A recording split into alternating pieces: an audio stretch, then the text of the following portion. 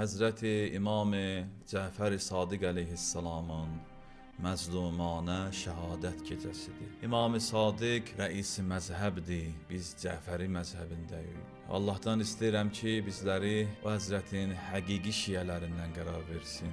Əbu Bəsir nəql edir ki, İmam-ı Sadiq əleyhissalamın rihlətindən, şəhadətindən sonra gəldim xanımı Ümmü Həmidiyə baş sağlığı verəm. Elə ki Ümmü Həmidə Həzrətin həyat yoldaşı məni gördü, fəbəkət ağladı. Və bəkəytu li buqaiha, mən də onun ağlamağına ağladım.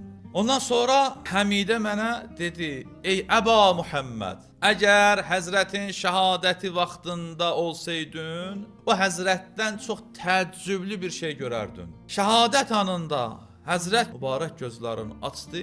Bunu Ümmü Həmidə deyir Əbu Bəsirə. Belə buyurur: "Əcmi'u li kullə mən beyni və beynəhu qarabətun." Mənim bütün qohum əqrabamı yığız. İmam Sadiq buyurur. Şəhadət vaxtında.